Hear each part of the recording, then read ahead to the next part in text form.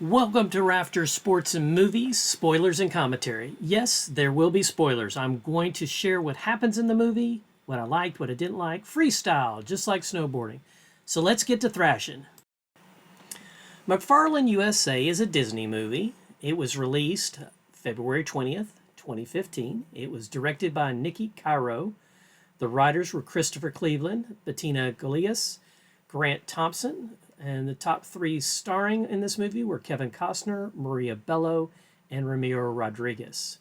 With a runtime of 128 minutes, also known as 2 hours and 8 minutes, the setting is 1987, Mcfarland, California, Mcfarland, USA, hence the name. So I looked up the census for that time period, and Mcfarland, California, which is located in California's Central Valley, which I did not know that, somewhere between 5,000 and 7,000 people lived in Mcfarland. Before we move deeper into the movie, heads up, Buttercup. Kevin Costner has starred in, yes, 14 sports movies over the course of his career. Now, I do say starred. Some of them were more like just a little bit, he wasn't a star actor his whole career. But 14 movies that were sports related, that's pretty incredible. So back to the show. So this is based on a true story, and yes, Disney did take some liberty with this, but I'm not going to go into that. I'm just going to tell you like it is, the way they told the story. So our Kevin Costner character is Jim White. He has a wife, Cheryl, and two daughters, and he is a football coach, and he loses his temper, loses his job, and relocates to Mcfarland, which pretty much was the only place that would talk to him.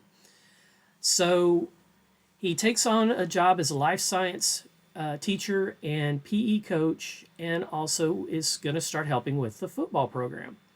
Well, one of the kids on the football program, which was a tiny little guy, just got totally plastered by one of the other football players. They're playing a game. It's a home game. And he just totally gets plastered. And as a matter of fact, the game we're watching here, the score is 63-0, and the home team has a 0 here. And so he gets plastered, and he comes to the sidelines, and Coach White starts asking him questions, and the kid can't answer him because he's got a concussion. He's not in a good spot. The head coach wants to send him back in for special teams, kickoff return, punt return, something like that. And Kevin Costner would not send him in. He's like, no, he's done. He's done. So he gets fired from being a football coach, and now Coach White is really upset with the principal. You're firing me? No. You're just not coaching football anymore. You're still going to teach life science. So Coach White's a little sad about that, and he goes home to his wife and two daughters, and he's starting to get acclimated. The neighbor gives him a chicken as a welcoming gift, and so he's starting to just kind of see the community he's in now, and he notices that the kids here run everywhere. That's how they get from A to Z, is they run, and that they've got a lot of stamina and a lot of endurance. So he thinks it might be a good idea to start a cross-country team. But let me back up a second, because there is a funny spot. So after he gets fired from being the head football coach, he still has to coach PE. So he's at his PE class, which is outside, and the kids are all in their PE gear. You remember what it was like. Yeah, it was horrible.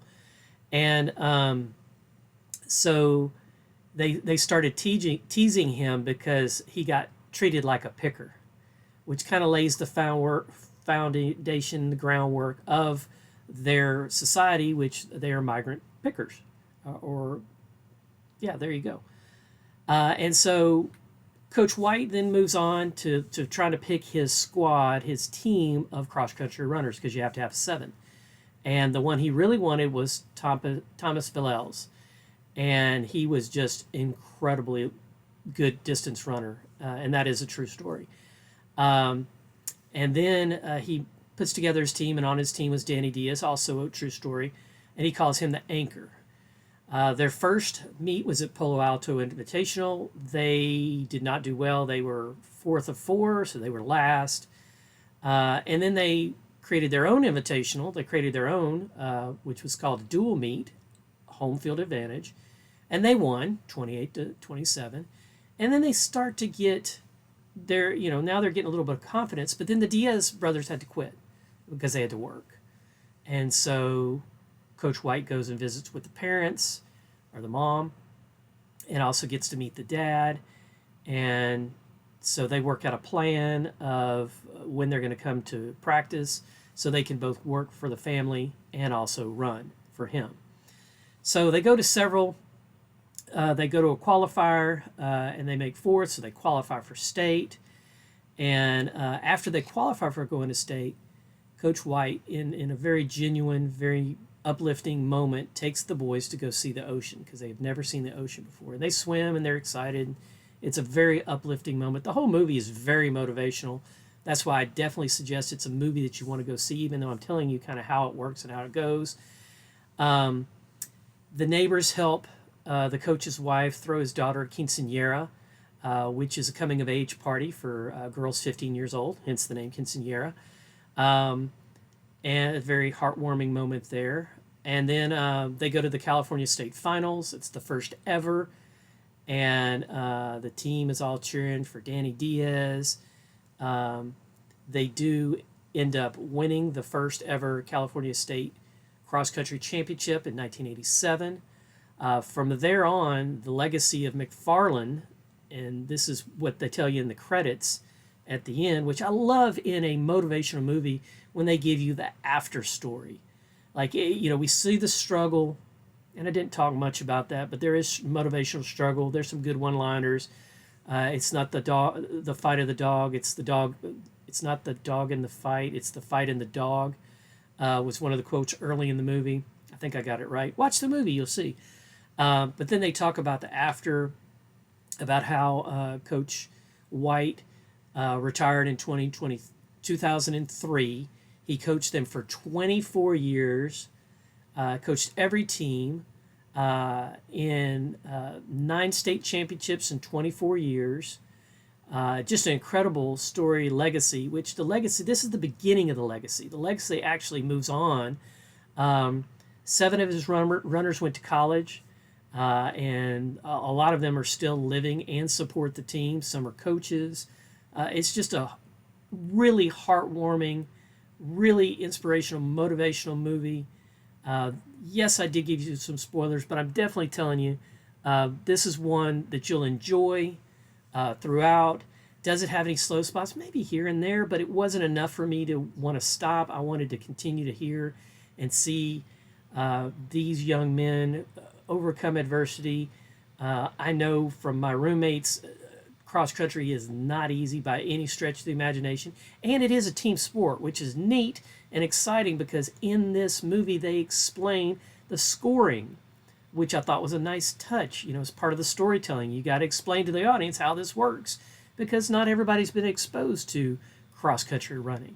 Okay, they do talk about a lot about the California heat. It's hot. These boys are running in 100+ degree weather and training, and then they're running uphill. And I hope you go check out the movie. This is Scott with RAFTERS Sports and Movies. And today we were talking about Mcfarland, USA, a movie you definitely want to go see. Don't forget to like the video before you go. And if you haven't yet, please subscribe to the channel for more sports and movies content. Until our next game, this is RAFTERS Sports and Movies, where we raise our favorite sports movies to the rafters, just like those championship banners. Thanks for watching. Your roster spot is secure here at RAFTERS Sports and Movies.